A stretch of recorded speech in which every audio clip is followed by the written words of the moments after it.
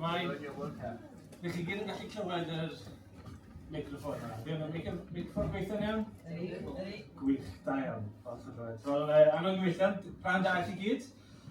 Croeso cynnes iawn i chi'r banc fort yma yn Aberystwyth ac i lansiad o'r gwylltio gweithredu cyfrol i ddathlu Gareth Miles. Hywel Griffiths dwi, un o'r olygyddion y gyfrol, ar y cyd gyda Angharad, Thomas, a Sian Hwys.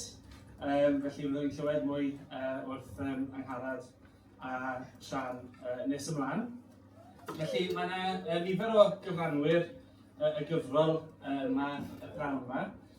Gyda fi, mynd i gyfrannu nes ymlaen mae Nick Birtwistle, Cynnal Davies, Kerry Williams, a mae nifer o gyfranwyr eraill y gyfrol yma hefyd dwi'n gwybod Harry Lloyd, Robert Griffith a Jane Aaron, a gobeithio bod fi'n anghofio neb, ond diolch ar y dechrau fel ein i chi gyd am eich cyfraniadau at y gyfrol. A hefyd wedi cyfrannu at y gyfrol, a dwi'n falch iawn bod chi yma gyda ni heddi teulu Gareth. Dwi'n falch iawn bod Gina, Branwen a Elen yma, a diolch i chi ac i Eiri. Dwi eisiau dechrau trwy ddiolch i chi eto, deulu Gareth, am ymddiried y gwaith yma i ni'n tri fel golygyddion, ac am yr holl gefnogaeth i ni gael ganddo chi yn ystod y broses o dynnu cyfraniadau a deunydd a lluniau ynghyd i'r gyfrol.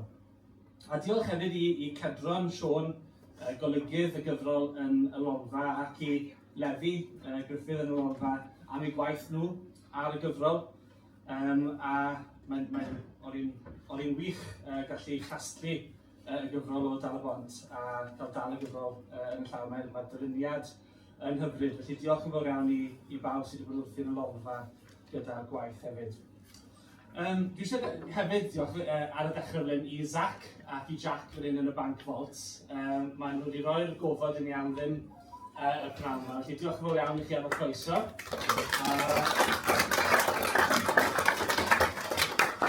Plis ewch yn siŵr bod chi yn prynu diod rhywbryd prawn yma. Diolch hefyd i Shopping. Os nad ydych chi wedi cael copi o'r gyfrol hyd yn hyn, dyma'ch cyfle chi. Maen nhw draw fan hyn yn y cornel, a diolch i chi am fod yma i gefnogi.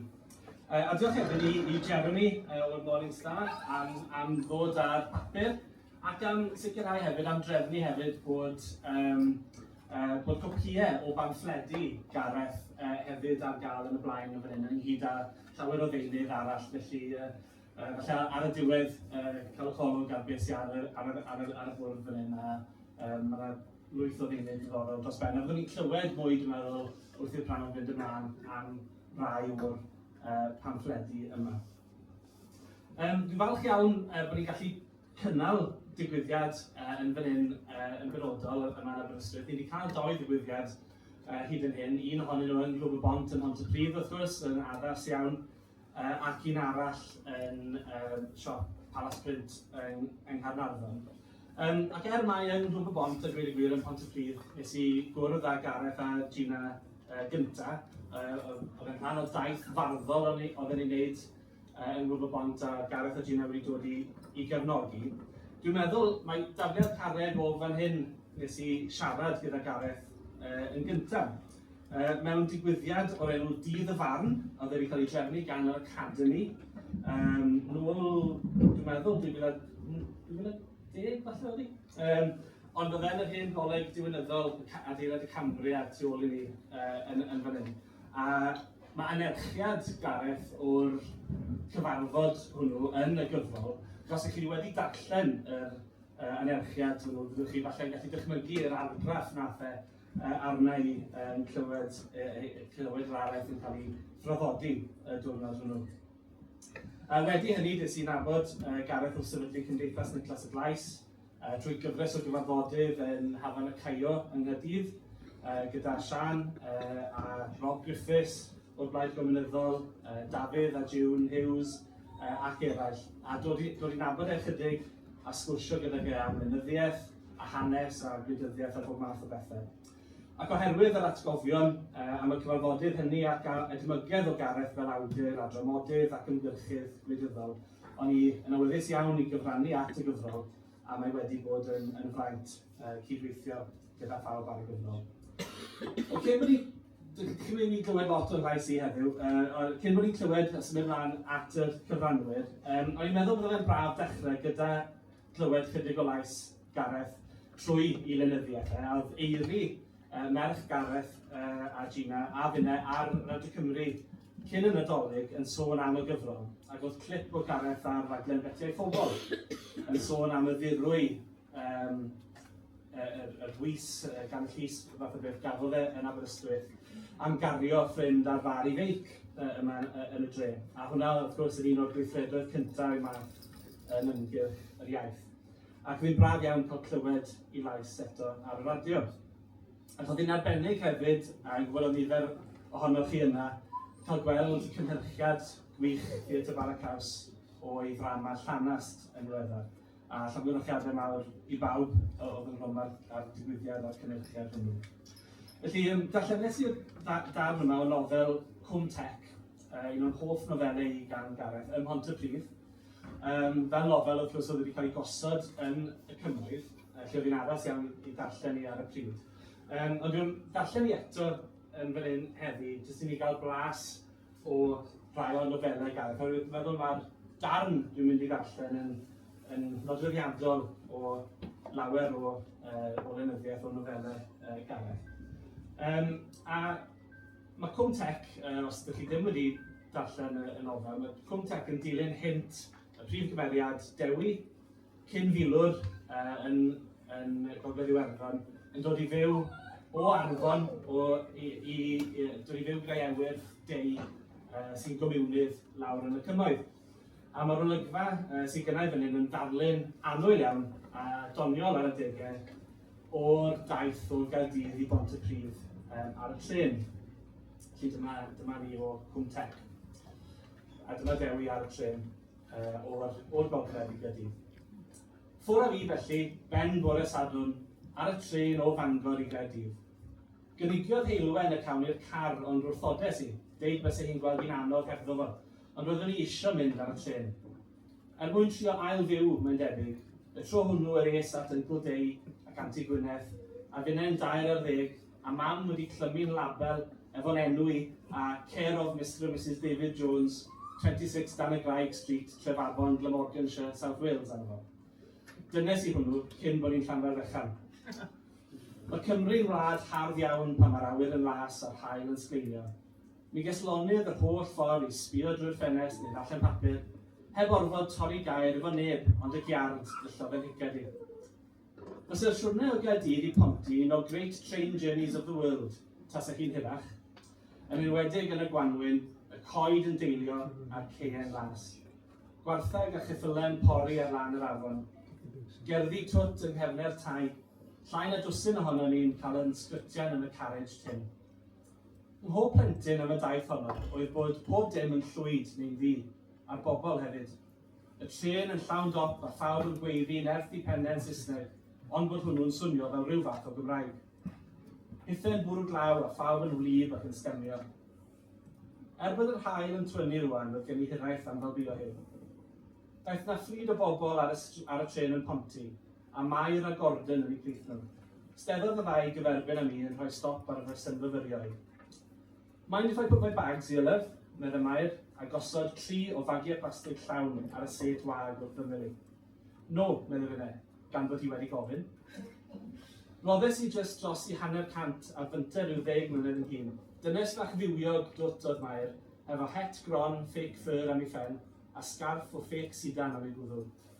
Cot 3/4 nefyd blw, trowsus rhin lliw a sgidiau dion efo botle arian. Roedd gyn Gordon wyneb mawr, crwn a bol I fynd efo fo. Gwen bob amser ar y naill a'r llall, wrth iddo drio ore I agor zip y fflisi lan llwyd. Dyn fysa'n licio bod yn fler, tas ei wraig yn gadael iddo. Berig I fod o wedi cael ram dam am ddywel o'r tir efo par o drainers per gymidraid. Allwn I feddwl bod Mair a Gordon wedi bod yn briod ers o leiaf 10 mlynedd ar 20. Serch hynny, roedd gynnon nhw lot fawr I ddeud wrth ei gilydd. Ponty Market have gone down, Mair. Remember when the streets was even every Wednesday and Saturday? Stalls all the way down the Broadway. A throi atai, fel taswn i'n hen gydnabod. You could get everything you needed to keep a family going for a week in Ponty Market in them days, couldn't you? All you got now, medde Gordon wrth Mair, a finne a rhywun arall oedd eisiau gwrando, is half a dozen stalls selling handbags, cut-price torch batteries and razor blades. And nothing's no cheaper than you pay in candy or porth. Every week you do say that, Gordon, efo Mair and Gyhyddgar. And next Saturday, when I say, let's just go to the new shopping precinct in Pandy for a change, you'll say, might as well go all the way to Ponty. Force of habit, I suppose, cyfaddefodd Gordon a throi atai. It have gone down though, haven't it? Excuse me? Medde fi, braidd yn ffwcslid.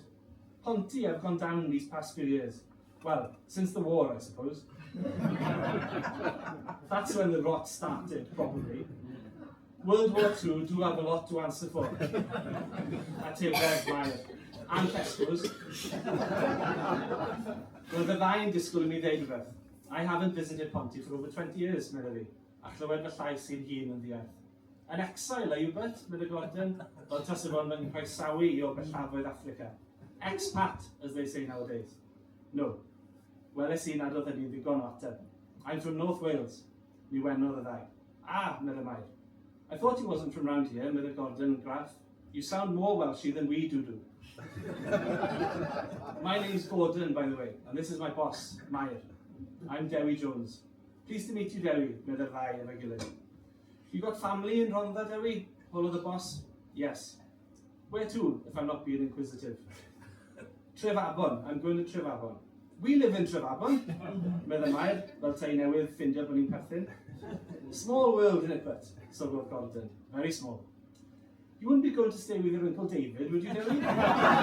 Medde Mair. How do you know? She's a witch, Dewi. Don't listen to him. She's got a certificate to prove it. Lluchiodd Mair y drychiad cas at ei gŵr cyn y glyfa. We live in the next street to your uncle. That's all we've had all week down the non-Paul club from Dai the Spy, medde Gordon. How his nephew from North Wales is going to thrash us Shawnees on the snooker table. Dai the Spy? That don't mean nothing nasty, Dewi, medde Mair, ar unwaith. Your uncle's a lovely man, heart of gold. Do anything for anybody, anytime. It's because he's a communist, esboniodd Gordon. Most people call him Dai North. Ni wenes am y tro cyntaf diwrnod hwnnw wrth ddeud. Back home, they call him Day South. I like it, medde Gordon gan chwerthu. Trodd Mair i'r Gymraeg. Chi'n bownd o fod yn siarad Cymraeg, Dewi? Gyda chi am o hibo am chat. Yn llais yw Gordon. Mair darlun am a better Welshman than you'll ever be. Erbyn I ni gyrraedd Trefabon, fyswn wedi ennill mastermind ar hanes Gordon a Mair a'i plant a phlant y plant. Chethon nhw ddim o'n hanes I.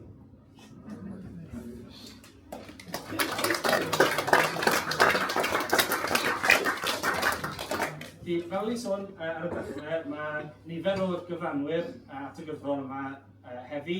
Fyddwn ni'n clywed wrth Meic, Birtwistle, newyddiadurwr, cynhyrchydd teledu a chyn swyddog undeb gyda'r NUJ, a ffrind mawr I Gareth, a mae teyrnged Meic I Gareth yn y gyfrol. Sian Hywys, wrth gwrs, olygyddion y gyfrol, yn gyrchydd dros Iaith a heddwch gan gynnwys yn benna gyda Cymdeithas yr Iaith. Ond hefyd yn ddiweddar wedi gweithio ar brosiect deiseb heddwch Merched Cymru, a Sian wedi gweithio yn y sector gofal cymdeithasol. A mae teyrnged Sian I Gareth a ddarllenwyd yn stori fel ym Montepridd yn y digwyddiad I gofio Gareth a Eisteddfod Montepridd hefyd yn y gyfrol. Wedyn mae Ceri Williams hefyd gyda ni. Mae Ceri'n arweinydd polisi dros TUC Cymru ac hefyd yn fab yn gyfraith I Gareth. Ceri wedi sgwennu yn y gyfrol am gyfraniad Gareth at yr undebau, ond am sôn heddi am gyfraniad Gareth I sosialaeth yng Nghymru. Ac hefyd, Angharad Thomas, awduron penna ni yn y Gymraeg, yn gyrchydd gyda Chymdeithas yr Iaith a chyn ddisgybl I Gareth yn ysgol Dyffryn Nanllen. Felly byddwn ni'n clywed cyfraniadau o'r wahanol gylchoedd oedd Gareth yn cyfrannu atyn nhw. Hwna'n un o'r pethau oedd yn taro ni ar y dechrau wrth drafod y gyfrol, gymaint o gylchoedd gwahanol oedd Gareth yn rhan ohonyn nhw ac yn cyfrannu atyn nhw. Felly gobeithio gen ni synwyr, gen ni rhywfaint o'r amrywiaeth yna drawn yma. Ond yn gyntaf, dwi eisiau croesawu cynnog Dafis i sôn am Gareth. Dim angen cyflwyniad wrth gwrs mae'r cynnog yn adnabyddus i ni gyd, dwi'n siŵr fel rhywun sydd wedi bod yn rhwng ar mudiad cenedlaethol, yng nghanol y mudiad cenedlaethol ers degawdau. Un o fi'n flaenllawr sefydlu Cymdeithas yr Iaith, aelod seneddol Plaid Cymru a'r Blaid Werdd ar y cyd dros Geredigion a Gogledd Penfro ac yn aelod cynulliad fel oedd aelodau yn cael ei galw ar y pryd. Felly oedden ni mor falch bod ni wedi gallu cynnwys teyrnged arbennig cynnog i'w ffrind agos dros ddegawdau yn y gyfrol. Cyhoeddwyd y teyrnged yn gyntaf yn Golwg, ond diolch yn fawr iawn i cynnog a diolch i Golwg hefyd am gael gynnwys y dan. Felly croeso cynnog.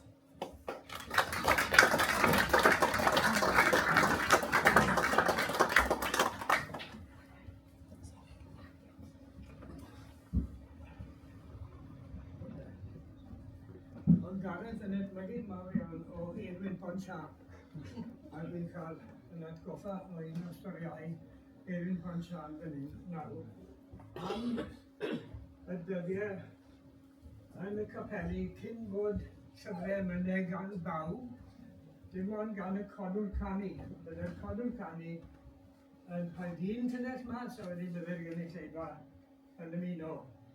A dyma'r codwr canu wrth yna, y cydion i llyfr i fyny, ac yn drechyd yna, ac yn gweud, wel, welai ddim ar y sbectol hon, mae'n rhy dywys. A dyma'r gynulleidfa yn canu.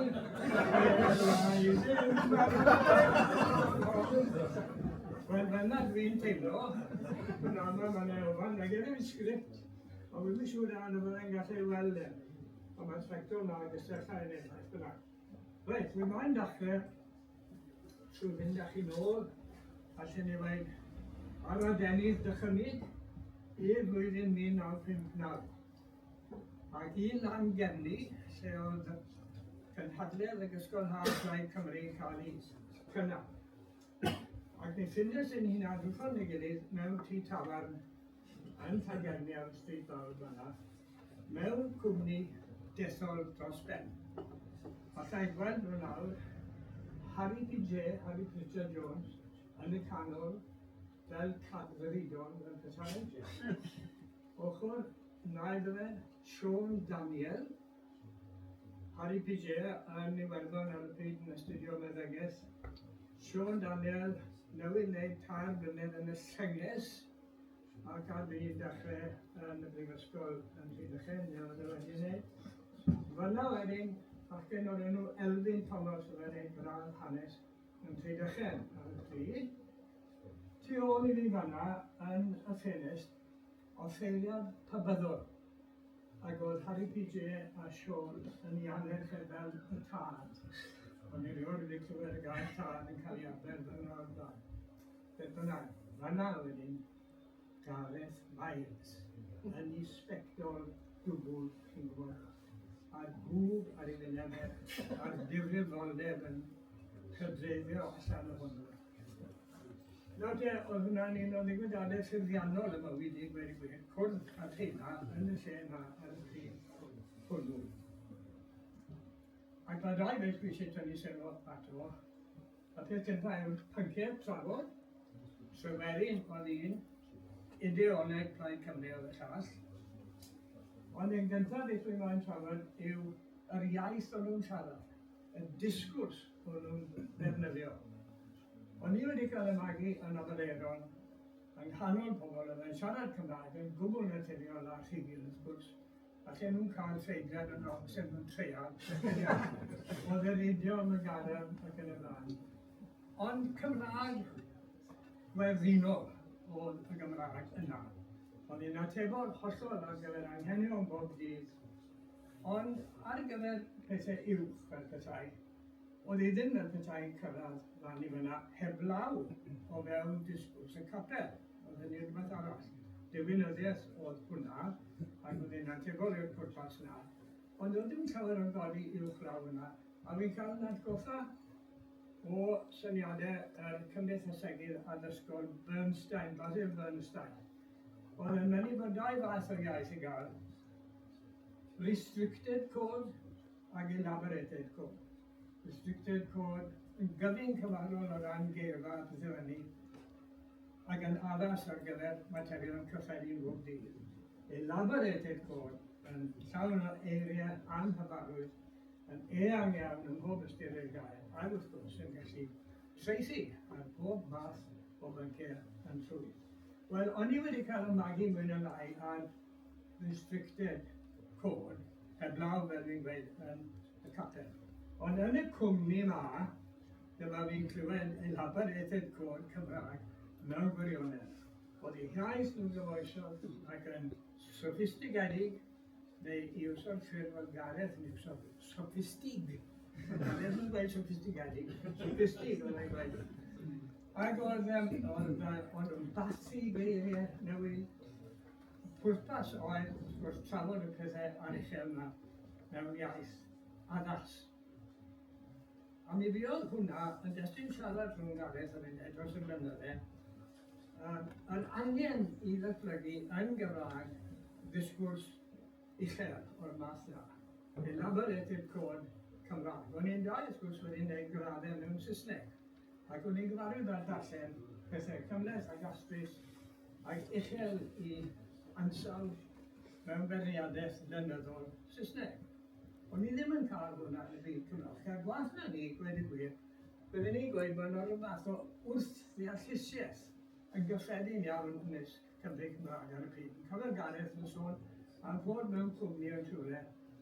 Ac am godi'r drafodaeth i lefel uwch, a dyma fe'n treol wneud ni, mwyn meddwl fe wrthai cael dipyn o ymenda yn y lle. Wel, flat shot, oedd neb eisiau siarad am beth yma yn Gymraeg. O beth o'n nhw fod yn hwylio ac yn gasfeddol ac yn ffraith ar fath na o beth. Wel, o'n i yn doi braith yn ddiamynedd wrth y math na o beth. Nawr te, ar hyd i fywyd, fe ymrodd Gareth i'r dasg o feithrin iaith gyfoethol, goeth, amrywiol, ystwyth, manwl yn ôl yr angen, gyda geirfa eang iawn. Beth mae'n gweud wrth ei oedd Griffith Robert Milan yn ei alw yn helaethrwydd ymadrodd. Cael helaethrwydd ymadrodd yn Gymraeg. Ac oedd Gareth yn ymroi at y dasg yma o ddifrif ni. Sy'n yn ffordd fach yn unan, petai ni cyhoeddi blodeugaeth o ddatganiadau i'r wasg. Mae'n eich enghreifftiau yno. Gareth yn ardir uwch o lawer na hynny. Wy'n cofio amdano fe, pan o'n i'n dadle am ti arlis rhywun, a mynd mynegu am gwrlondwyr, Gareth yn gweud, ie, mae'n anodd, ti'n gweld, gyda fe. Pan dwi'n sgrifennu, wedyn dwi'n teimlo mod i'n ymladd brwydr ar iaith. Ac dwi'n i'n meddwl yma'r peth fel rhyw fath o maflu codwm, chi'n gweld. Mewn y maflu codwm, mae'r ddoi wrestler yn gadael yn ei gilydd. Maen nhw'n dibynnu ar ei gilydd, maen nhw fel beth nhw'n cyfleidio ei gilydd, a maen nhw'n ymladd yn erbyn ei gilydd. A dim ond un sy'n mynd i ennill. Y cwestiwn yw pwy yn illaf ymdrech hyn. Ac allai weid, a dyfynnu Pantycelyn, ac oedd gyda Gareth ddim gorw ar Pantycelyn. I gam dyfynnu Pantycelyn, Gareth, welai'n perffaith dario'r dydd. Mi berffeithio fe i iaith, mi berffeithio fe i arddull, a chyrraedd i chyrfannau mewn llenyddiaeth. Mae hwnna un o'r brif gampau dwi'n meddwl. Yna'r peth cyntaf drafod fi, yn y tafarn yna yn Llangefni, oedd natur y disgwrs, natur yr iaith, cyfoeth yr iaith. Ac wedyn wrth gwrs, pwnc y drafod, dau beth.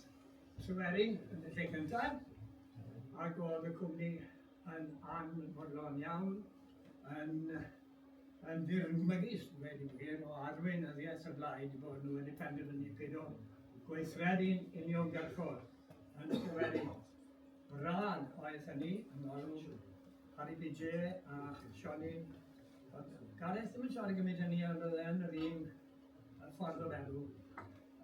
Mater Tryweryn. Nawr te, mae'n digwydd bod 3 o ddarpar cadernyddion Cymdeithas yr Iaith yn y stafell.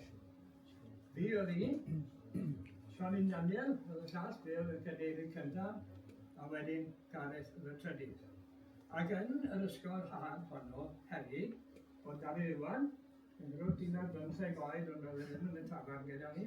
Ac wrth gwrs oedd John Davies, Pwrllan, fe oedd ysgrifennu'r cyntaf Cymdeithas yr Iaith.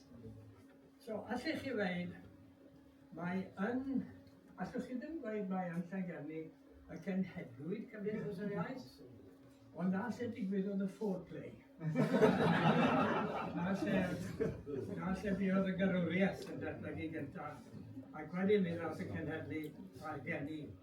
Mae'n 3 mlynedd yn dweud mewn cynhadledd arall gan rai Cymru, am Conrad Willis. So na un pwnc oedd hwnna, pwy sicrwydd gweithredu uniongyrchol mwyn newid meddylfryd y Cymru ynghylch i gwlad nhw eu hunain. A'r pwnc arall wedyn oedd ideoleg ymlaen. Beth ydw fod ideoleg Plaid Cymru? Wel, oedd rhywun o'r Welsh Nation newydd ymddangos a'r pennawd ar y tudalen flaen oedd Toryism must be crushed. Ac ar Tudur Jones yn golygu yr Welsh Nation ar y pryd. Wel, oedd y cwmni i gyd, fel fi, a rhaid i fi dweud, yn gyfesyniad y fath beth.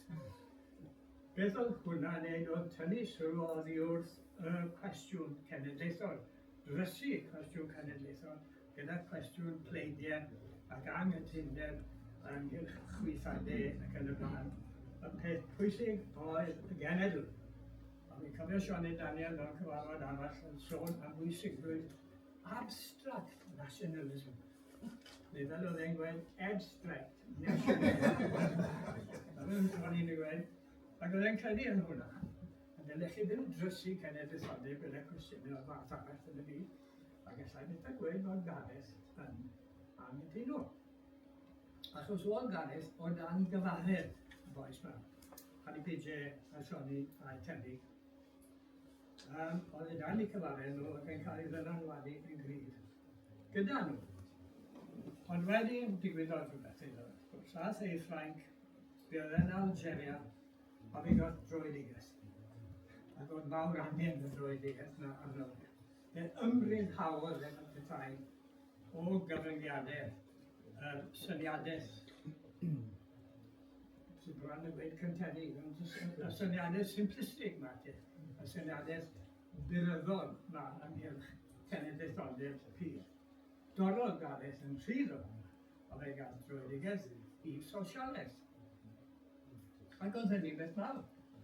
Yn ymwedig am bod wedi dechrau coleri sosialaeth Marxeg. Beth oedd e'n golygu, wrth gwrs, oedd bod y dosbarth gymdeithasol yn disodli'r genedl fel y cwestiwn pwysig. A'r rhyfel dosbarth yn cymryd blaenoriaeth o flaen y cwestiwn o rhyddid cenedlaethol, fel oedd yn cael ei alw. A mi oedd hwnna yn shifft mawr iawn yn hanes Gareth ac mae popeth sy'n dilyn yn canlyn o'i brofiadau fe yn Ffrainc yn y cyfnod yna. Mi ddaeth yn sosialydd, nes ymlaen yn gomiwnydd, ac ar hyd y daith yn Marxydd. A mi fuodd hyn yn gryfder aruthrol, dwi'n meddwl, yn ei waith llenyddol e. Fe at y cwestiwn o gywirdeb i ddadansoddiad gwleidyddol. Wedyn, mae'n sicr yn ei waith e bod hyn yn cael ei... bod hyn wedi bod yn gryfder mawr iddo fe. Ac os gael ei dweud, mae William Owen Roberts a Jane Aron yn ei cyfannau i'r gyfrol yn archwilio hwnna. Ac mae Jane yn arbennig yn archwilio cwestiwn y croes-tryniadau. Mae hwnna'n air da, mae'n well gair na'r Saesneg contradictions, yn dweud, croes-tryniadau. Tynnu'n gros ydyn ni o wahanol ystyriaethau ac wahanol egwyddorion. Cenedlaetholwyr yn erbyn y rhyfel dosbarth ac yn y blaen. Croes-tryniadau, mae hwnna'n rhedeg trwy waith e. Ond beth yw mae'n gweud yw bod Gareth ei hunan hefyd yn ei fywyd ar hyd yr amser yn dioddau, os mae'n dioddau gair iawn. Felly bod yn ymhyfrydu yn yn y Ffrangstyniadau. Ac i ni gyd, mae'n gwybod, yn di ni gyd yn llawn o hwnnw.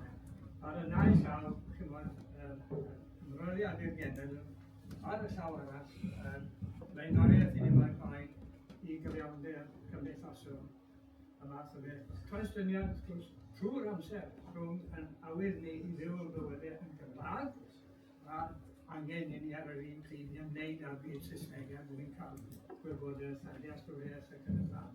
A'r constyniadau yma yn rhan o hwnnw ni hyd ar ei fod a hyd yr amser o'r Gareth yn ddiolch wrtho fe. Oedd e'n mynnu, a nid cenedlaetholwr ond gwlad garw, a fi oedd e'n trial yn ymwyswadol fi ar un ar un tro, nag o'n i ddim y genedlaetholwr, gwlad garw'r o'n.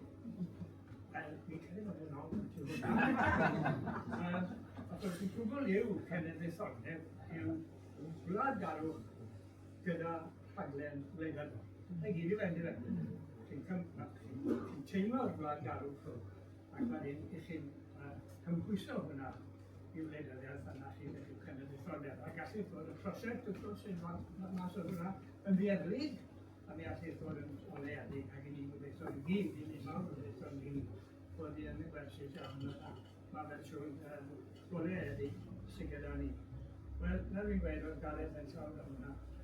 Cwestiynniad arall i ni gyd yn dioddef, wrth gwrs, yw angen i fod yn rhyddfredig ac yn neis o dal ac yn gynhwysol ac ar yr un pryd i ni cofio geiriau Gerard Jones yna, cyngharedd yn gwahanrwydd, chi'n gwybod hwnna, yn un o'i ysgrifeniadau fe ynghylch yr angen i ni teimlo ynglyn â'r ffaith mae Cymru i ni a ddim byd arall. Dyna Cymreinio flan popeth arall, cyngharedd yn gwahanrwydd. Fel buon ni'n dadled dipyn bach Gareth o fi ynglyn â'r cwestiynau yma. Ac oedd ddod yn ei gwmni fe, defnyddio'r iaith o'n i'n defnyddio, oedd e fel torri syched. Ac o'n i maen yn ffix bod fi'n cael sgwrs gyda Gareth o'r peth, ac o'n i maen cael cymeradwyaeth Gareth bron fwy nag yn byd arall. Ond eisiau bod Gareth yn parchu beth o'n daf i wei. Yn fwy nag oedd e'n plannu oedd e'n parchu beth o'n i wei. Fel ni oedd ei anghyfartal iawn o'r beth yna sy'n gwybod. Ie, y cwestiynniadau yna. Beth arall yn ei, wedyn, wrth gwrs, mae hwnna'n dod yn un diwedd at i agweddau at Blaid Cymru. A fi'n credu bod e'n deg i wedi bod e'n gallu bod yn llawdrwn iawn ar Blaid Cymru. Ond ag e ddim golwg ar Gwynfor yma, ers 1959, fi'n credu. Fath o bet noir. Wel, ddim quite noir, ond ddim yn siw iawn nes bynnag. Ond mae'n yna, Gareth, ddim yn cyfrifio o'r Blaid Cymru. Chi'n cofio i ddad yn soriad, bydd ansoddaid yn sylfaenol oedd, a rheswm nag oedd Cymru ddim wedi llwyddo i fyw yn iawn fel cenedl a bod yn rhyd yn ei sy'n adnawodaeth. Oedd achos na fuodd gyda ni erioed dosbarth bourgeois, hunan hyderus, masnachol, oedd yn gweld hunan lywodraeth fel rhywbeth oedd yn ateb i buddiannau materiol nhw. Dyna pam. A'r cwl oedd gyda ni oedd petit bourgeois. A dyna mis o'r Blaid Cymru oedd Blaid petit bourgeois.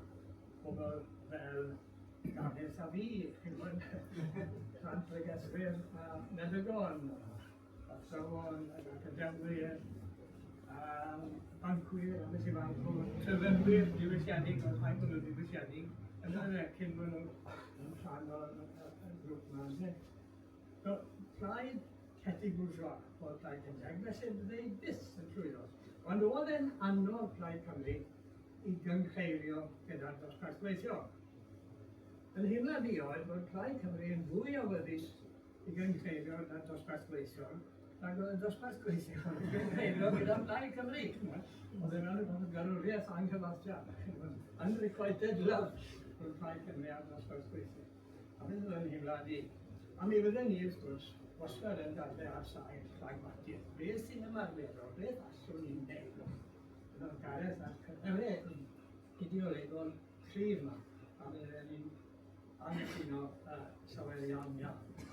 Yn hynna ni oedd, os mae o peti bwysio ar gyda ni, bod rhaid ni wneud y gorau allan ni gyda'r peti bwysio.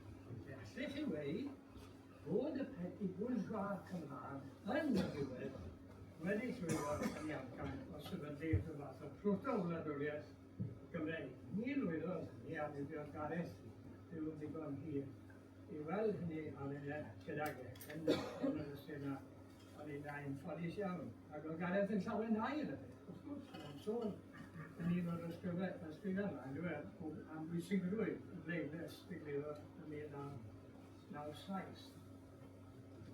Ac wrth gwrs, ond, i dweud y Gareth ddim wedi gallu byw i weld beth allai fod yn uchafbwynt ymdrech y peti bwysio Cymraeg yn yr etholiad sy'n dod yn mis Mai yn weld gyda'r bwyd dramatig yn digwydd.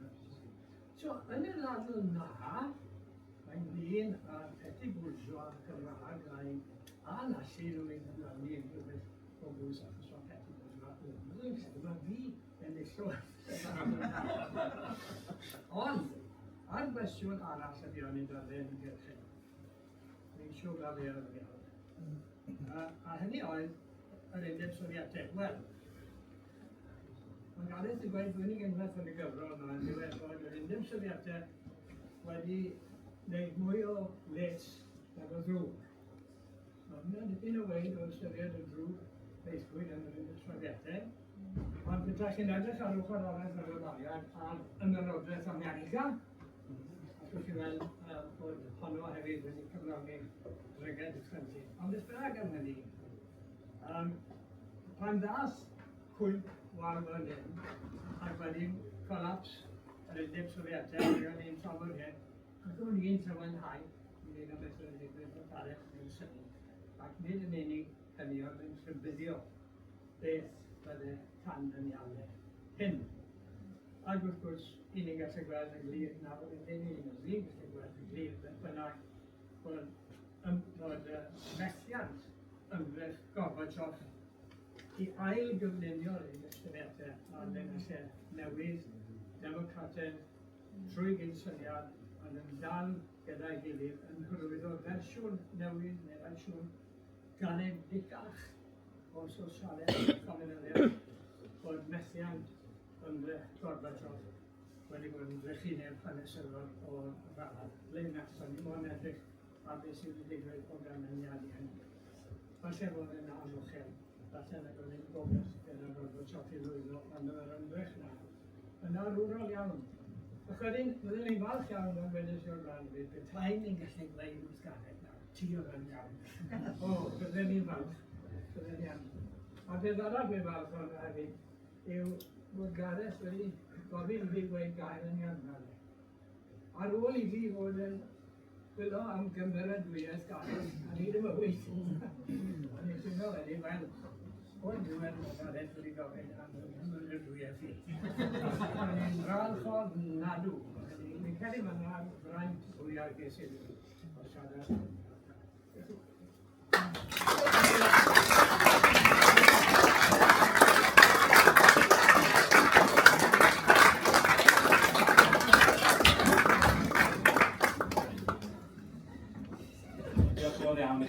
Cynnog yn gyfraniad mor gyfoethog, mor personol. Fydd yna gobeithio gyfle ar y diwedd i ni drafod a holi cwestiynau gobeithio. Felly gawn ni nôl, falle, os gan unrhyw un gwestiwn, lle ni ddod nôl ar y diwedd. Ond nesaf, na i drosglwyddo i Iaith. Diolch yn fawr. A jyst diolch eto i Bangkot am y croeso heddi. Yn gwaith, yn gobeithio bod chi'n tynnu am felly dilod i helpu. Ond dwi yn sylwi bod y barmaid na ddim wedi gwneud dim gwaith. Sy'n appointed. Falle rôl bach o waith iddi. Beth o'n i'n nabod Gareth fel oedd Hywel wedi gweud fel swyddog undeb yn benna, bod y ddau ohonyn ni wedi bod yn swyddogion undeb yn y sector, beth mae'r tîm sy'n Prydeinig a'r Cymraeg yn galw fi Federation of Entertainment Unions, sy'n swno fel, dwi'n gwybod bod ti'n cynsiad conswro sylw, fel mae, wrth gwrs, fel mae Tony Griffiths, so mae'n bendant yn dod yn. Ond, a felly yn trafod cwestiynau yn aml iawn oedd yn ymwneud â darlledu yn y maes Esbrec yn benna, ond hefyd BBC ac actually, just i dweud pwt yn chwilio cyfieithu. O na, fi cyfieithu. O, ti'n hyd yna. Ac oedd fyna, o'n i'n gweld bod Gareth yn llais milwriaethus, ond ar yr un pryd yn gall. Oedd i gastiadau ac i awgrymiadau wastad yn wneud synwyr. Ond oedd hynny ddim yn golygu bod e jyst yn gymhedrol. Oedd e'n cynnig danansoddiad gwbl allweddol i bob math o bethau yn trafod. Ac dyna fel wi yn benna yn cofio fi, ond wy'n sôn am rai o'r ffurfiau eraill yn y beth wedi ysgrifennu. Ond beth o'n i'n jyst eisiau gwaith oedd bod, pan o'n i'n sylweddoli, o'n i'n gwybod bod Gareth yn dost, ac o'n i'n bod i weld yn yr ysbyty, a gweld ac wedi mynd i ddarol ac yn gweld yn dost, mynd i weld Gina. Oedd wedi taro fi noson, o'n i jyst wedi dyhuno a meddwl, so ni jyst yn licio gwaith, darllen cwpl o bethau wrtho fe, o'n i'n meddwl oedd yn crisialu fe i fi.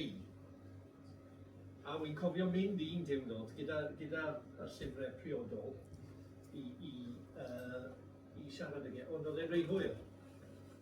Oedd e'n rei dost i werthfawrogi'r peth. Ac felly o'n i mor hapus fel oedd cynnal wedi dweud gael cyfle i siarad ar ôl yn y weic fel petai yn y clwb y bond. A o'n i jyst eisiau rannu reina gyda ti a wedi gwir. I raddau wy'n credu bod nhw i fi beth bynnag.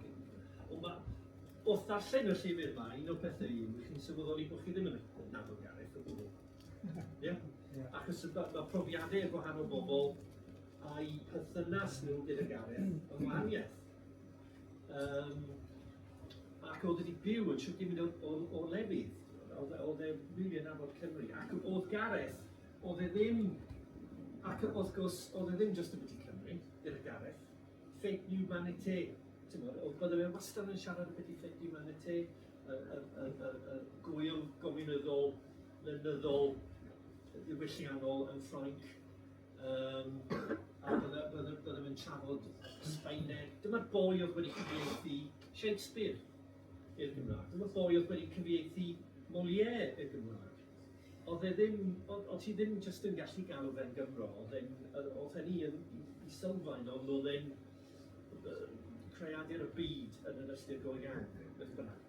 Ond, so y peth cynta amdano fe, wrth gwrs, oedd bod mae pobl yn meddwl mae boi y gogledd o ran i acen, wrth gwrs, ond yma dyn oedd yn byw yn Pontypridd a wedi dewis sut bydd Gina a Gareth wedi penderfynu mynd i Pontypridd ac os dwi'n iawn, os wedi deall beth oedd yn digwydd oedd bod Gareth a nifer o ffrindiau yn teimlo bod Caerdydd, bod Cymreigtod Caerdydd yn rhyw fath o swigien. Ac oedd e, oherwydd i syniadau gwleidyddol, oedd e sef bod yn y cymoedd, neu fel mae'n heili o Geredigion yn gweithio, yn y gweithfeidd, yn yma. Bod dyma le mae dosbarth gweithiol, a dyma le mae'r frwydr go iawn. Falle chydig bach yn dramataeth, ond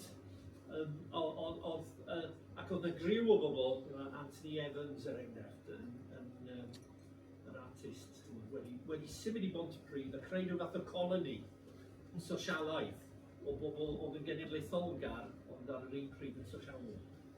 Ac ond wrth gwrs oedd Gareth yn dod o ddi deulu fe, yn dod o Bonfryd y Fen, a falle dyna beth oedd wedi tynnu fe i raddau i Bonfryd, dwi'n meddwl. Mae teulu'n gallu anghytuno dy fi ar y diwedd. Ond, ac oedd wedi cael ei fagu, oedd ei deulu wedi bod yn lywyr, ac oedd Gareth yn mynd ar ei wyliau ac yn blaen. A hefyd wrth gwrs, fel mae Angharad yn sgwennu amdano fe, wrth gwrs oedd e'n athro yn yr ardaloedd diwydiannol yn Arfon. Felly, beth oedd wedi taro fi, achos o'n i'n gwybod bod e'n fan o Nicholas y Glais, ac mae'n addas iawn bod ni yn Aberystwyth yn dyfynu Nicholas y Glais, achos wrth gwrs Nicholas, boi o sydd Emro, ond oedd lot o'i wleidyddiaeth wedi cael ei ffurfio Cwm Tawe, fel mae Sian yn gallu gweud wrth ti. A fe oedd right hand man Hardy, golygydd i bapur, Cymraeg i bapur fe.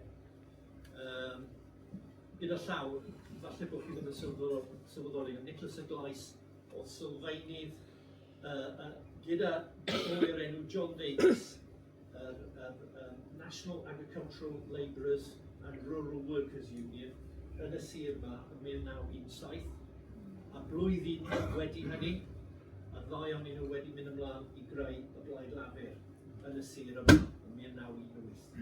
A wrth gwrs John Davies yna oedd wncl John Davies yr ynesydd, ac oedd John Davies wedi cael ei enwi ar ôl i wncl, fel sosialydd mawr. Ond, felly, cerdd Nicholas y Glais, hiraeth am Forgannwg. Yn Nhywelwch y coedwigoedd, lle mae blodau'n dod i'w hoed, lle mae adar llysar ddeia yn cartrefi yn y coed, hyd fy nghalon i Forgannwg, lle mae tân a mwg a gwaith, lle mae dynion yn dyrfaodd i'w hanghenion yn rhoi iaith. Ar y fersiwn Saesneg i hyn, so sy'n sicr. Alltid wyf o fro fy nghalon, gyda coed ar adar man, nid oes ond gyfidiau dynion, ddeffru ar fy nghelyn gan. Mer y gan sydd ym Morgannwg, lle mae dyrfa'n mynd a dod, yno mae fy nghalon unau, trwy'r blynyddoedd mynnu bod. Beth yw bryniau ac afonydd, beth yw coed ac ebyr mwyn, mewn tywelwch ac unigedd, i fy nghalon, nid oes sŵn.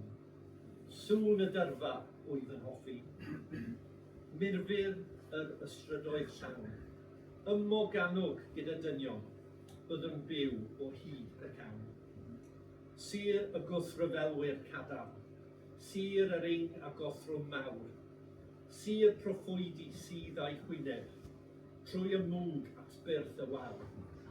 Daw fy nghalon mewn breuddwydion, i babelli yn ddihi, hiraeth am Forgannwg annwyl, sydd yn llanw fy nghalon i. Ac jyst i roi y fersiwn Saesneg, os nad yw hwn, mi'n awgrymu bod chi'n tref gael on fe, dwi'n siŵr os hwnna'n creu bella. Trosryddid deiar wedi creu gan Cymdeithas Nicholas y Glais, yn y maith yn ôl nawr, cyfieithiadau, wy'n credu gan Mike Haynes yn llawer. In the quiet of the woods, where flowers bloom and the earth's fairest birds come to nest in the trees, my heart flies to Glamorgan, where there is fire and smoke and work, where men in crowds give voice to their needs.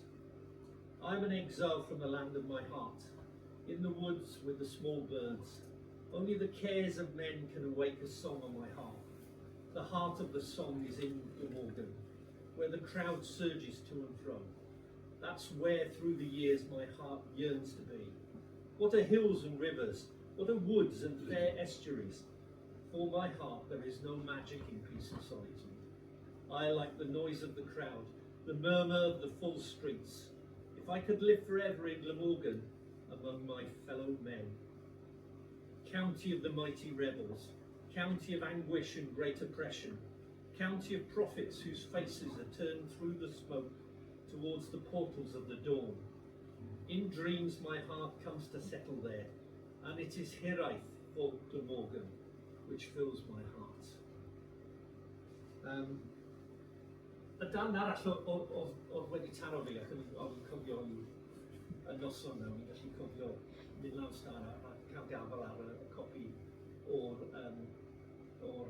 gerdd yma. Lied de Stukas Schreibers, Song of the Playwright, gan Bertolt Brecht. Oedd cyfieithwyr holl gerddi Brecht wedi gofyn I fi wneud adolygiad o'r llyfr ar gyfer y Morning Star. David Constantine yn bardd Saesneg a Tom Coon. Tom Coon fi'n credu oedd wedi cyfieithu y gerdd yma. Ond o'n I ddim wedi trafod Brecht gyda Gareth, mae'n rhaid I ddweud, yn glist bod fi ddim wedi wneud. Ond wy'n deall bod yn hoff o waith Brecht. Wy'n credu hwn, really, I fi, dyma Gareth, a wy'n credu bod y ddau beth, wy'n credu, yn sort of adleisio beth mae Cynog wedi gweud yn y fe. A dyma ynglyn â'i waith e a I farcsiaeth yn y wedi. I am a playwright. I show what I've seen. On the markets, I've seen how human beings are traded. That I show. I, the playwright. How they enter into each other's rooms with their plans, or with rubber truncheons, or with cash. How they stand on the street and wait. How they set traps for one another, full of hope. How they make assignations. How they leave each other hanging. How they make love. How they defend their loot. How they eat. All that I show. The words they call out to one another, I report. What the mother says to her son. What the contractor demands of the contracted. How the woman answers the man. All the begging words. All the overbearing words. All the pleading. The misleading. The lying. The unknowing. The winning. The wounding. All these I report. I see how snowstorms come to pass. I see earthquakes rushing to the fore. I see mountains standing in the way. And rivers I see overspilling their banks. But the snowstorms have their hats on. The earthquakes have cash in their jackets' pockets. The mountains step out of limousines. And the tearing rivers hold sway over the police. I fi, dyna beth mae Gareth yn trin. O'n I just a mini, just put arall o'r Morning Star oedd yn papur oedd mor agos at galon Gareth. Oedd e wedi gweini ar y pwyllgor reoli am nifer o flynydde. Ac o'n i'n gwneud gwaith gyda'r theatr genedlaethol. Ac oedd wedi rhoi tocyn I fi I fynd I weld y chwalfa, y fersiwn Gareth neu addasiad Gareth yn Pontio. Ac o'n I ddim wedi bwriadu sgwennu unrhyw beth, yn unwaith dechreuodd y peth. O'n i'n teimlo mae rhaid I fi gwneud adolygiad, Morning Star, jyst yn gael mas ar gael beth. Ac ni'n cofio ni'n trio sgwennu ar y raglen yn y tywyllwch. Dros y siop I gyd.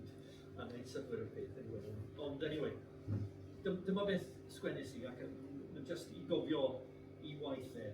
Ac wrth gwrs dim addasiad yn e, ond credu o ddeud o trwyddo yn y ffordd o ddefnyddio addasiad.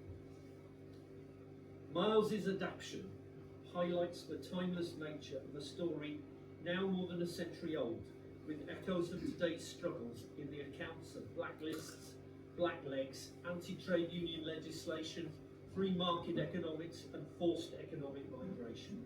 The audience was clearly affected as they listened to the union leader calling off the dispute and announcing the return to work after 3 years of suffering. Dear fellow workers, or maybe I should say fellow traitors, he declares. Bitter words, But Miles is a skilled craftsman that conveys the message that the scattering of the people as a strike is smashed still speaks to us today, whether in Wales or beyond. The act of destruction the play describes has cut, shaped and inspired the Labour movement, and as such, it serves us in our current struggles. Just i weid, o'n i wedi gobeithio, wi wedi sgwennu pwysig yn y start i hysbysebu y digwyddiad yma, yn anffodus dyn nhw ddim wedi cael ei mewn. I fod yn deg ydyn nhw, mae'n chydig o bethau yn digwydd yn y byd. A fi'n gwybod bod wi jyst yn rhoi ymddiheiniad golygydd y Morning Star, Den Chaco ac Rob Griffiths, a fi'n credu bod na gyfarfod o blaid gyfnyddol yn digwydd yn Llundain ar hyn o bryd i drafod beth yn union ni'n dadansoddiad o beth sy'n digwydd. So,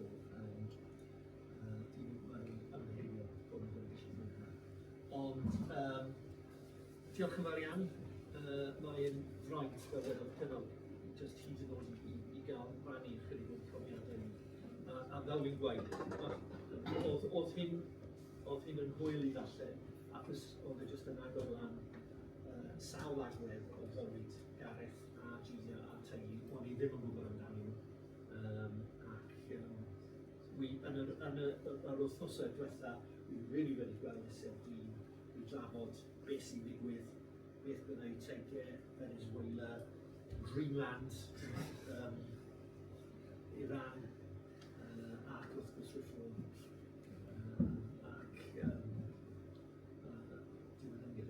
Ond mae e wedi gobeithio rhoi arfer i ni ar gyfer dadansoddi y byd a lle Cymru.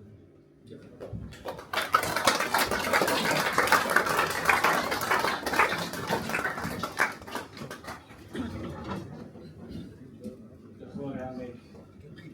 Diolch am cerddi ac am y sylwadau. Nesaf mae Sian yn dod i...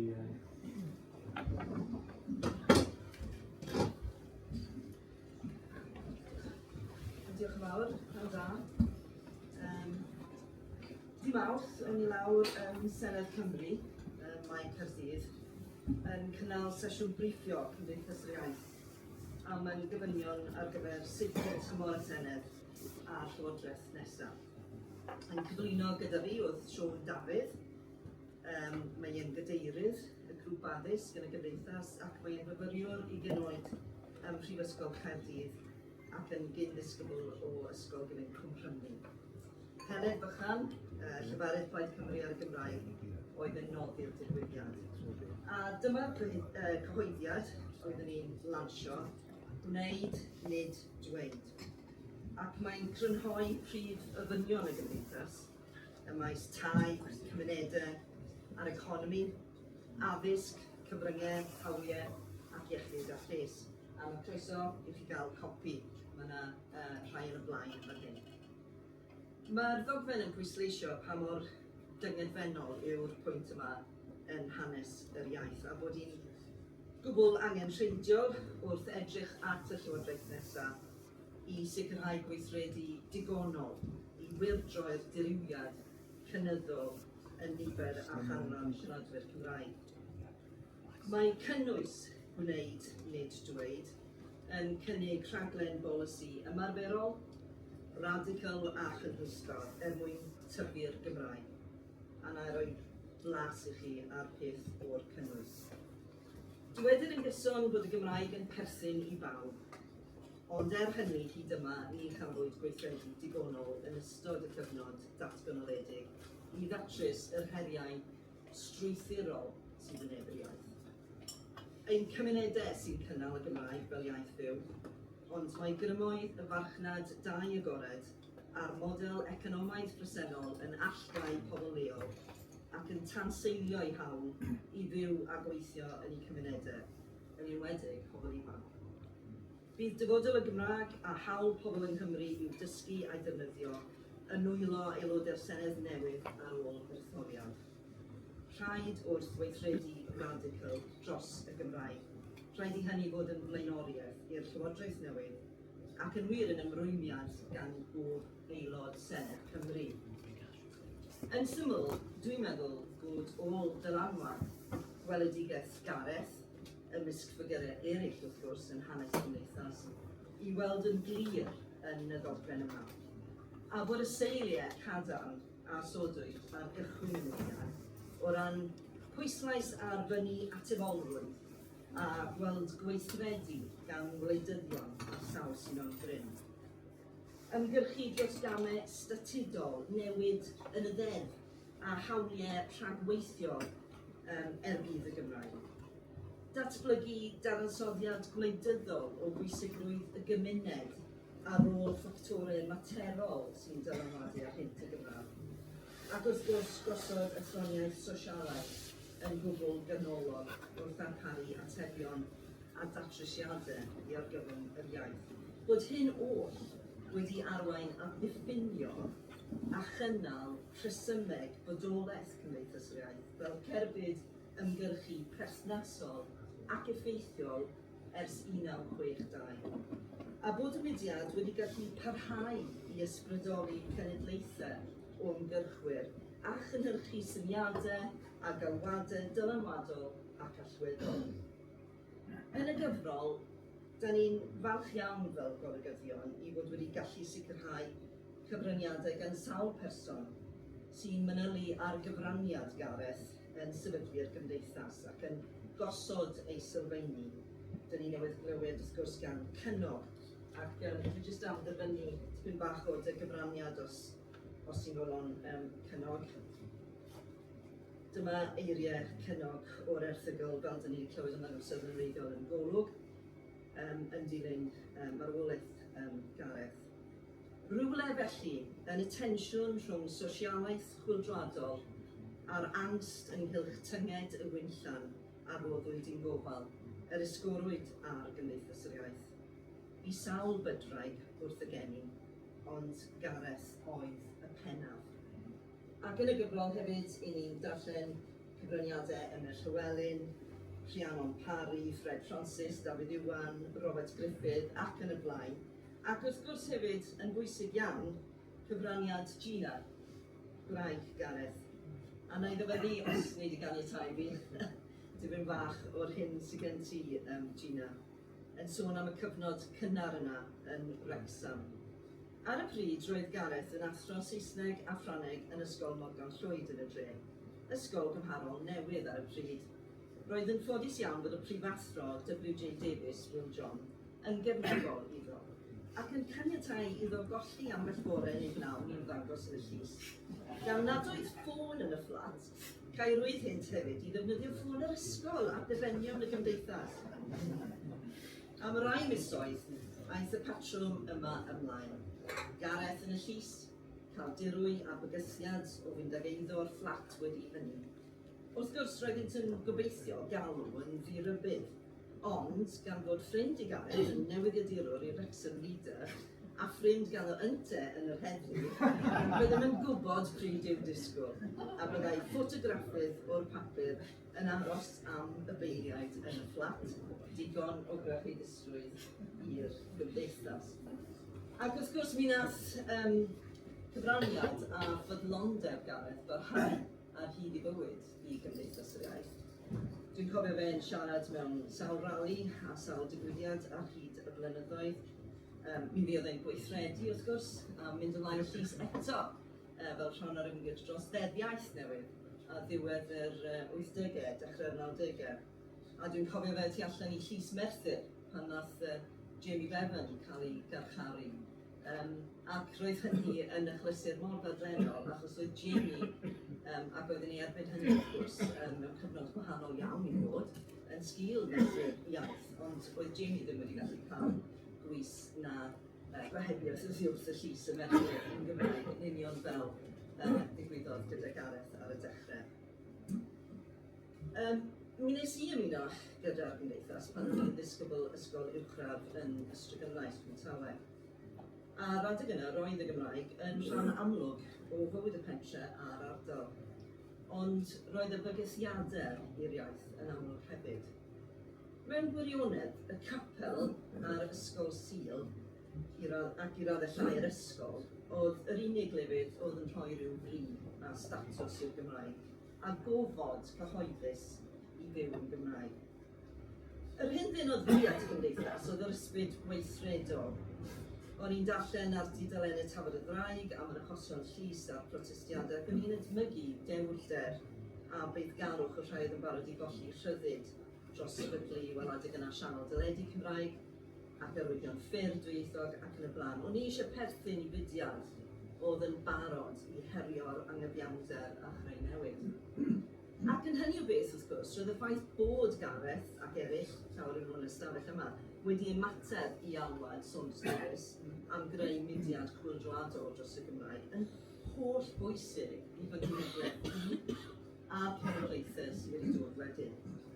Fe agorwyd llwybr i ni a ddysgu'n hunain yn wleidyddol, i drefnu ymgyrchoedd mawr a bach, ac i fwynhau y frwydr gyda'i gilydd, ac i gael gafel ar fyd olwg gwahanol. Yn y sesiwn briffio, bydd dim ots dyna, fi ddim yn meddwl i fi sôn, yn y sesiwn briffio, oeddwn i wedi gweld Carl Davies i gymryd rhan a roi rhyw sylwadau ar y ddogfen yma. Carl, wrth gwrs, wedi bod yn gydeirydd y gymdeithas yn ganol yr 80au, a mi soniodd am bwysigrwydd y newid yma trwy Cymdeithas yr Iaith, ac roedd e wedi ymuno yn Aberystwyth pan oedd yn ddisgybl ysgol, ac oedd e wedi rhoi y ffurflen y melodi ar ford y gegin, a wedyn oedd e wedi mynd i wneud rhywbeth, a pan ddath e nôl oedd y ffurflen wedi mynd. A dyma fe'n gofyn i'w fam, wel, lle mae ffurflen y lodaeth wedi mynd? A nath i ddweud, yn y tân, dwi ddim eisiau ti fynd i'r jail. Ond wrth gwrs, fe greuwyd newid, fe greuwyd newid i ni, i fedru fynd ar hyd llwybr gwahanol, i gynhedlaeth cynt, ac i weld pethau yn wahanol. Wrth gwrs, ers rhyw ddegawd, mae yna lai o brotestio torbol ac o ddefnyddio top cyfraith, fel rhan o ddulliau ymgyrchu'r gymdeithas. Ers datganoli rhai pwerau i bai Caerdydd, mae llawer o egni ac adnoddau'r gymdeithas wedi canolbwyntio ar waith llunio polisi, lobio gwleidyddol a chyfathrebu. Hynny ochr yn ochr gyda trefnu roliau a digwyddiadau cyhoeddus. Ac mae'n bwysig, dwi'n meddwl, bod pobl fel ni i gyd yn ystafell yma yn sylweddoli gwerth y gwaith yna sy'n parhau. Ennill mesur y Gymraeg, sefydlu swyddog comisiynydd, gweithio agenda hawliau iaith ymlaen, y Senedd llynedd yn pasio deddf addysg ar Gymraeg, a'r ffaith bod rhaid i ni sicrhau bod mwy na 80% o'n plant ni yn Cymru yn medru derbyn addysg Gymraeg. Tyfu'r consensus o blaid y Gymraeg a bod y Llywodraeth wedi mabwysiadu galwad y gymdeithas ac oedd rhyw 10 mlynedd yn ôl am greu miliwn siaradwyr. Yn ddiddorol, i fi baratoi at hyn, ti ar draws y droddiad o nerchiad Gareth yn rali dathlu 50 mlynedd gymdeithas ar bont Rhyfechau. A byddai'n cynnwys galwad ganddo fe ar arweinwyr y gymdeithas i sefyll yn etholiadau'r cynulliad. Roedd e'n dadlau dros bwysigrwydd cipio grym yn y cynulliad ac ymladd dros gwireddu alwadau'r gymdeithas fel aelodau etholedig. Roedd Gareth, wrth gwrs, yn hyd â Siôn Daniel, Cynog, Emyr Llew, yn allweddol sicrhau mae mudiad di-drais fydde'r gymdeithas. Ac mae'r dull di-drais yn parhau i fod o fewn y gymdeithas yn rym esblygol, byw a dynamic, sy'n caniatáu i ni ddeall ac ymateb i ofynion ymgyrchu dros y Gymraeg yn unol â'r cyd-destun yn y presennol ac i'r dyfodol. Does gen i ddim amheuaeth fel sawl un yma, dwi'n siŵr, bod angen parhau gyda'r pharodrwydd i ddefnyddio dulliau annibyddod sifil fel rhan o frwydr yr iaith.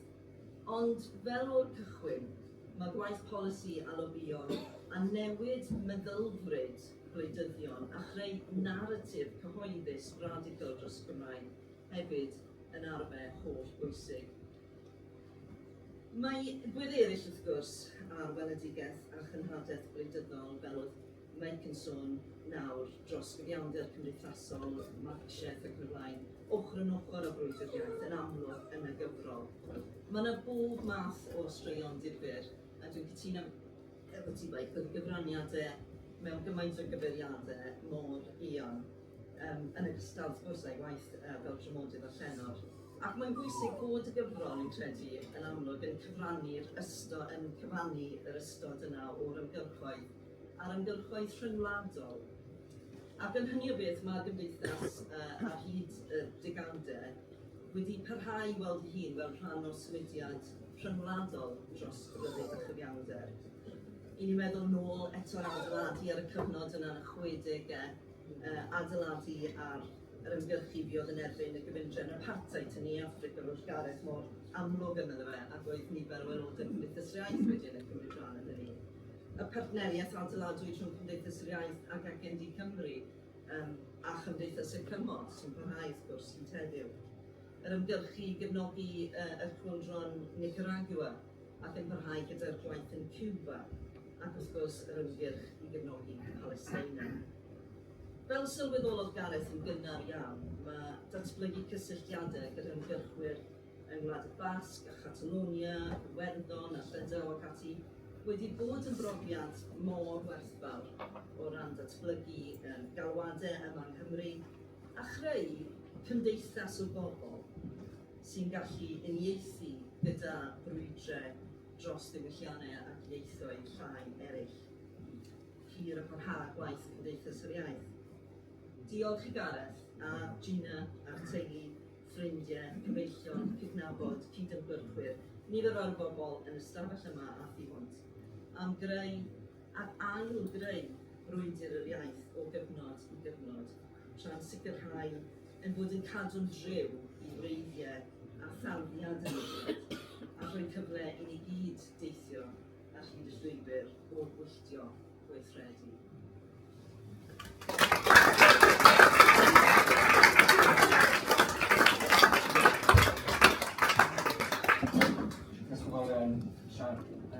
Esa'n meddwl Ceri wedi sôn am gyfaniad Gareth i sosialaeth yn Nghymru.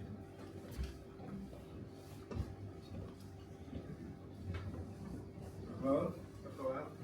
Diolch am gwahoddiad. O'n i am cydio yn rhai o'r trafodaethau oedd Cynog wedi sôn amdano, ac ail ymuno falle yn y ddarlith o fe a Gareth ynglyn â'r berthynas rhai Cymru a dosbarthweithiol enghraifft o Cynog sôn amdani, a'r sut oedd Gareth yn delio o'r croesdyniadau rhwng cenedlaetholdeb a sosialaeth oedd yn fel Cynog yn dweud yn thema prif o bwysig yn ei gwefnodau. Ond dod at hynny o safbwynt gweld y cyfraniad pwysig i sosialaeth ac yr undebau yng Nghymru, fel rhywbeth mor positif i'r ymgyrchoedd hynny.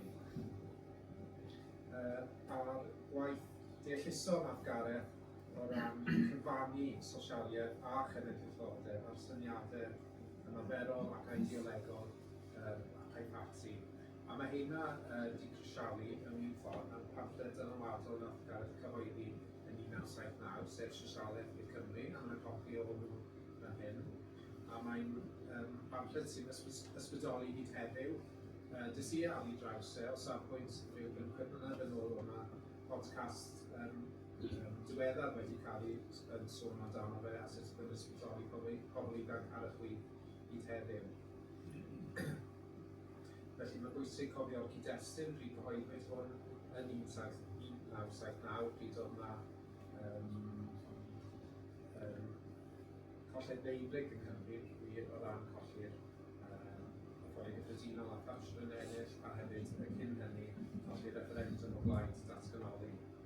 A wedyn felly oedd yn beth mawr i trio gobaith newydd ar y cyfnod hynny, a o Gareth o Griffiths yn ysgwennu ar y cyd eisiau gosod concern newydd o ran llwybr newydd yn Cymru, ond hefyd i'r wlad. A yn yr ysgrifennu Gareth, yn y pamfflet yma, mae'n gweud yr un fath o genedlaetholdeb mae'n dichol iddo lwyddo ac sy'n heiddi llwyddo yw cenedlaetholdeb ac iddo gynnwys cymdeithasol ac economaidd pendant. Mynwn ni, mae y dosbarthiol Cymru yw'r unig sylfaen gymdeithasol bosib i genedlaetholdeb o'r fath, ac mae sosialaeth yw'r unig sylfaen athronyddol. Felly heddi ar y cad yr pamfflet i heddiw, dwi'n credu mi oedd e'n ddylanwadol ac oedd e'n credu allai i ddadlau bod wedi cael dylanwad prif ar gyfeirio pleidleisio yn y cyfnod yna. ond ar y Ynys Thomas oedd wedi sgwennu rhagair i'r Gogledd, ac ath ei flaen fod yn arweinydd Plaid Cymru yn y cyfnod yma, a wedi gyntaf farsydd ar y pryd. A dyna fe'n arwen Plaid Cymru gyfeiriad lle mewn rhai cyfnodau cry i streic y glywir. A dwi'n credu wedi gosod ffrwd sosialaeth cry bythas hynny oedd i fewn i Plaid Cymru. Wedi bod yn rhan o'i hanes dros y beth, ond oedd yn gosod hwnna fel cynsau'r pryd iddyn nhw oedd ei arn hynny. A mae modd ddadau hefyd fydde chi wedi methu cael sefyllfa lle Plaid Cymru bod yn cydweithio efo Plaid Aberystwyth yn 2007 o ran Llywodraeth Cymru un oedd yn hyd at y pwynt yna i mae'r Llywodraeth ymwys llwyddiannus gafwyd yn Llywodraeth Cymru. A wrth gwrs, sonio'r cynnwys ni ar drothwy naws sefyllfa lle allan gael Llywodraeth wedi cael ei arwain gan Plaid Cymru. Ac eto hefyd dwi'n credu bod y gwaith bod sosialaeth yn rhan o'r pecyn o'r Plaid Cymru'n gynnig yn rhan o rwyddion posib hynny. Felly fi'n credu, o'n i'n eisiau dadlau rili bod yn rhaid chi ddechrau rhywle a oedd y syniadau yna Gareth cyflwyno roi gen bron wedi bod yn dylanwadol yn yr hir dymor ac yn arwain at y sefyllfa sydd gyda ni heddiw. Ond nid jyst cyfleu syniadau o'r Gareth yn maes sosialaeth ac yn undebau, ond oedd yn ymarferol tu hwnt hefyd, ymarferol sgen i yn y llyfr yn sôn am i gyfraniad pwysigau i undebau, enwedig i'r cac a undeb ysgwenwyr a TUC yn cyffredinol. Oedd yn eisiau dangos bod chi'n medru gweithredu dros sosialaeth trwy'r Gymraeg i mynd â hwnna ymarferol hefyd. Ac un peth penodol hefyd o'n i'n sôn yn ystyried yn ddiweddar, dwi'n gweithio i'r TUC, felly ar rhan yr undebau i gyd, ac yn ddiweddar iawn dyn wedi bod cael gyfres o gyfarfodydd efo undeb sef adran undebau llafur o fewn Plaid Cymru.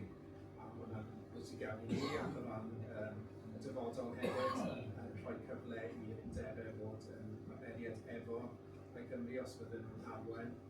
Ac ewch chi nôl trwy hanes yr adran yna, Gareth sefydlodd hwnna rhwng y 70au blwydd hefyd.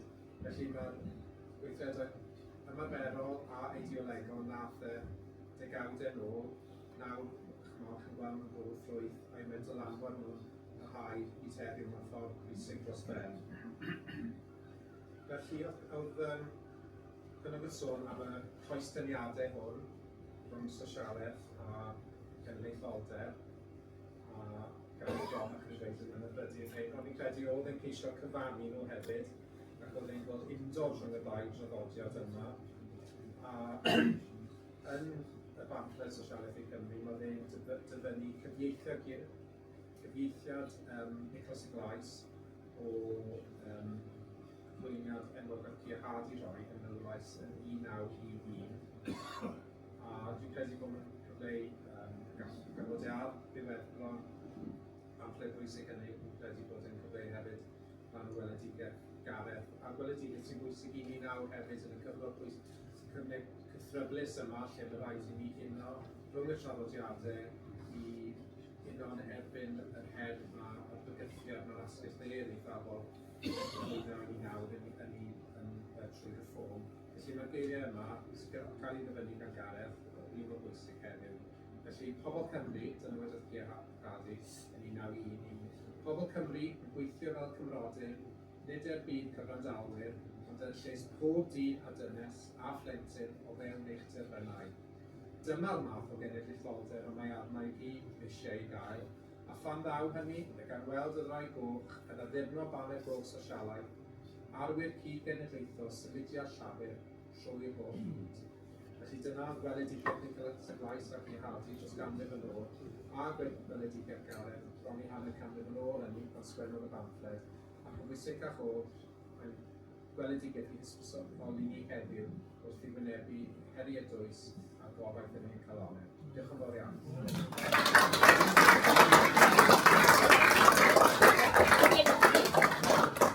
Diolch yn fawr iawn, Ceri. Siarad ola i gloi y drama yw Gareth, felly croeso.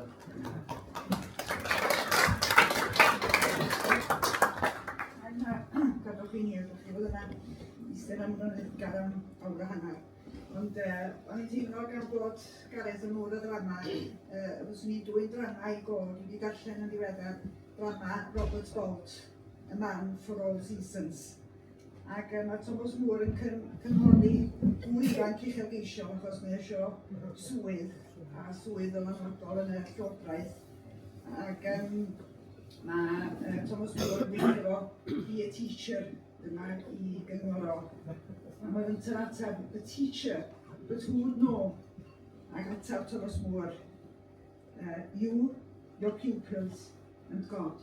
And that's not a bad audience. Ac o'n i'n meddwl, dwi'n teimlo hynna efo Gareth hefyd. Dwi wedi yn y gyfrol disgrifio'n atgofion o'i gael o, fraint o gael o fel athro.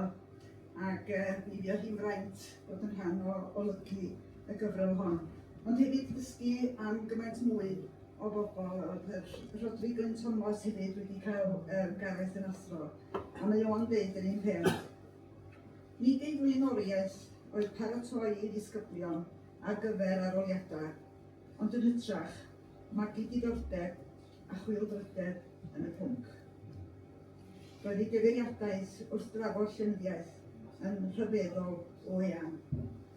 Dwi'n gweirio ti yn wers yn benodol dadl gyda ni efo Gareth. Gareth yn edrych tu allan ar Llyfr Anlle ac ar Gwm Silin ac yn dweud yr hyn sy'n angen fwy na dim yn y dyffryn yma ydy ffatri. A dyma ni gyd yn meddwl fod chi'n gyfeitha harddwch Llyfr Anlle efo ffatri. Ond mi arosodd y beth yna iddo fi ac nid yn unig y syniad ei hun, ond y syniad bod chi'n gallu gosod ffatri. Nes i roed feddwl yn mynd o ffatri sy'n just yn mynd ac yn dod. Ac y syniad, ydych chi'n gallu gosod ffatri a bod hynna'n canlyniad polisia a chynllunio. Ac oedd bob dim mae Gareth yn dweud, mae sawl wedi dweud hyn, yn aros efo chi am hir ac ydych chi'n meddwl amdano fo. Dwi'n gresynu na chyfaisio yn athro Ffrangeg, bosib byswn i'n rhugl yn yr iaith erbyn hyn. Ond yr olwg ehangach ar y byd, mi gefais i hwnna, a byddai'n drygwyddol ddiolchgar am hynny. A wyddwn ni ddim tan lansiad gyda ni'n Graddfan bod Geraint Wrgyn hefyd wedi bod yn ddisgybl i Gareth. Ac dyma fi'n deud biti os ti wedi gwneud cyfraniad pwysig i'r gyfrol. A wedyn dyma fi'n cysylltu fo wedyn ac ofyn fi ei atgofio nhw. Ac oedd yn efo atgof byw iawn o'r wers gyntaf fel athro Ffrangeg gafodd Geraint o. Siaradodd Gareth am hanner awr gyfar efo'r dosbarth mewn Ffrangeg, ef air o Gymraeg na Saesneg. A chael y plant i ddeall lot drwy bwyntio a gystumiau. Meddai Geraint, amwreiddiol, roedd o wedi hwylio ein sylw yn syth, ac roedd yn gwneud gwersi Saesneg yr un mor ddifyr hefyd. Ac o'n i'n meddwl Gareth sydd wedi diddordeb mewn drama ac actio a phobl ifanc. A jyst yr hyfdra a'r dychymyg i gyflwyno gwers fel yma. Mi holais i sut oedd i Ffrangeg o erbyn hyn, mi ddudodd o, dwi'n yn ddrwg, a mi o'na gystadleuaeth yn sydd ddodfennu dwi'n credu, a Gareth oedd y beirniad trosi drama i'r Gymraeg. A mi nath o gyfieithu y drama o'r Ffrangeg, a mi gafodd o y wobr gyntaf, a mi lwyfanwyd y drama honno. Fel cyn-gadilyddion y gymdeithas yr ysgrifennu ni'n tri ati i olygu'r gyfrol, i gyfleu i'r genedlaeth iau yr ysbrydoliaeth oedden ni wedi gael gan Gareth, ond mi ddysgus i gymaint mwy. Oedda ti'n neud cyndeud bod ti wedi dysgu lot drwy ddarllen y gyfrol, wel mi ddysgus i gymaint mwy. O'n i'n gresynu mewn ffordd bod fi wedi gael o fel athro mod yn deud bod ti'n fraint. Ond mae'r berthynas astro-disgybl yma yn parhau. Dydy mae'n deflannu mae'r dyledus barch yn fel yna'r pellter. Ond mi ddysgais i gymaint am i fywyd personol gan dergedau anwyl iawn y teulu. O'n i'n gwybod bod o'n licio nofio, o'n i'n gwybod bod o'n licio gwcio. Mi ddysgais i hefyd mor allweddol a dylanwad gormesol Llanymddyfri o ysgrif Jill. A dysgu Mae 7 mlynedd yn hir ydy. Pryd ydych chi'n 12 oed, gan eich gwahanu oddi wrth yr teulu, oddi wrth yr ardal, oddi wrth y Gymraeg lle. Ac brawddeg un o'r rhyw ar ddiwedd, a thor rioed yn ôl i bentre, i dre Llanymddyfri. Mae'n mwynhus bod un o gyfranwyr y gyfrol Rhiannon Parry wedi'n gadael ni mor sydyn o'n i yn ei chnebro ni dydd Mawrth dwytha. Mae hi'n sôn am y cynnwrf o fod yn Mangor, a Gareth newid gychwyn fel athro yn Amlwch a yn galw hybio i weld y myfyrwyr a hwyl y gymdeithas yn yma. Mi fyddwn ni wedi licio bod ymysg y criw a ddechrau y 60au yn rhan o'r criw o'r cynnog yn sôn amdanyn nhw, a BJ a'r criw yna yn rhoi cnawd i sgerbwd Cymdeithas yr Iaith. Na ddeallus i tan darllen tan cael y cyfraniadau a cyfraniad nodedig cynnog. Dwi'n meddwl bod angen tynnu sylw at y cyfraniad anwyl iawn yna. Mor anodd o pethau wedi bod ar y cychwyn a'r ymdrech fi i sefydlu'r egwyddor o weithredu di-drais. Tawel iawn mae Gareth i bod am ei gyfraniad ond oedd o'n gwbl allweddol. O'n i'n gwybod bod y cyfnod yn Algier a'r cyfnod yn Ffrainc wedi bod yn ffurfiannol, a dyna pam o'n i'n awyddus i gael ein llew i gyfrannu, achos oedd wedi bod draw yn Ffrainc yn gweld Gareth, ond yn anffodus oedd Emyr yn dweud bod wedi gorfod dibynnu'n drwm ar atgofion eraill. Mi fyddwn ni wedi bod yn hapus di hwnt i fod yng nghanol y criw yn Wrecsam ganol y 60au, yr ymgyrchu yma Harry wedi sôn amdano fo, dros gael Gareth yn gynghorydd ar gyngor Wrecsam Milor a'r dyddiau cynnar pan ddoth y Beilis i gymryd eiddo Gareth. A mae'n werth i ni gofio nad myfyriwr o Gareth yn yr cyfnod yna. Mae yna gymaint yn cymryd rhan fel myfyrwyr ac yna yn rhoi gymrydau'r heibio. O Gareth yn athro, oedd o'n magu teulu ac eto mi wynebodd o mewn cyfnod cynnar iawn pan oedd o ddim wedi dod yn rhywbeth ffasiynol. Mi wynebodd o yr frwydr yna. A mi fyddwn ni wedi bod yn rhan o byddwn ni wedi cael ei bod yn rhan o gymdeithas gynnes Pontypridd a Chlwb y Bont, lle oedd comiwnyddiaeth efo llais Cymraeg. Neu yn crwydro Ewrop efo Gareth a Wil Garn, neu yn cynhyrchu dramau fel y cafodd Betsan Llwy a Aled Jones Williams i. Ac un o'r dramau sydd wedi dod yn gyson yn y gyfrol ydy pa mor hael o Gareth efo'i amser tuag at bobl ifanc yn agor eu meddyliau nhw ac yn athro'n wir ystyr y gair i sawl cenedlaeth ar ôl y llall. Ar hyn a sylweddolus sy'n fwy na dim wrth gywain y gwaith at ei gilydd oedd gymaint o hwyl gafodd Gareth yng nghwmni y cyfranwyr yma a gymaint o hwyl gyda nhw yn ei gwmni fo. Mi gyflawnwyd cymaint yn wleidyddol ac yn artistig, ond bod na ddifyrwch heintus yn rhan o'r cwbl. Bywyd llawn a bywyd llawen iawn gafodd Gareth a gobeithio fod y gyfrol hon wedi dal peth o'r ysbryd yna. Diolch yn fawr iawn i chi.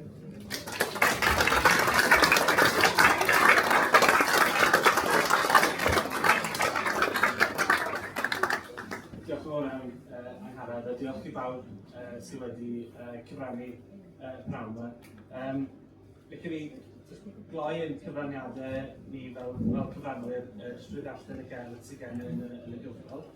Dwi'n gweld copi o'r seren y bore yma, achos dyna sut oedd bob cyfarfod gyda Gareth yn gorffen. Mi oedd yn rhoi copi o'r Morning Star i fi ac yn dweud dim ond yn hwn y ceidir wirionedd am yr hyn sy'n digwydd yn y byd.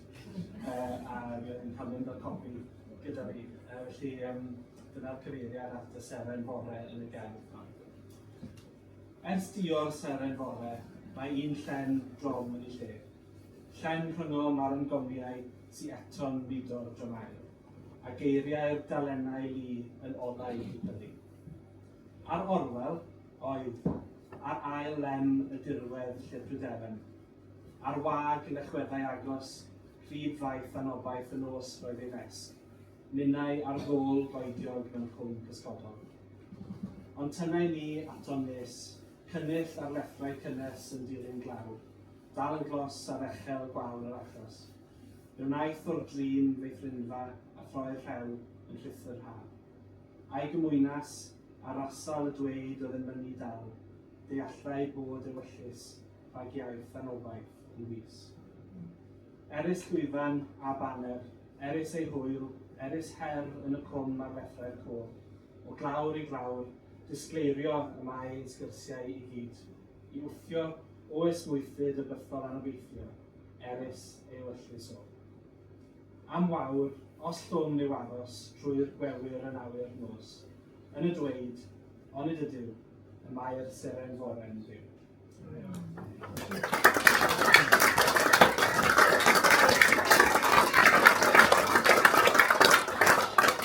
Felly, dyna gloi cyfraniadau ni, ond dwi'n meddwl bod na ddigon amser gyda ni. Dwi'n siŵr faint o amser gyda ni, tan 5 o digon amser. Felly mae chydig bach amser gyda fi i drafod os offer rhywun ofyn cwestiwn i unrhyw un o'r gyfranwyr, dwi'n meddwl. Neu os hoffech chi gael sgwrs, mae sicr amser da chi fynd yn ôl i gael diwedd arall o'r bar, neu i brynu copi o'r gyfrol.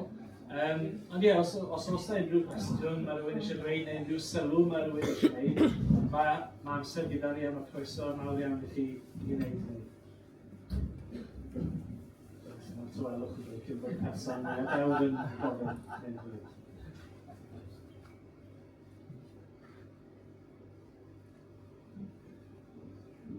Allwch chi holi cwestiynau mwy anffurfiol.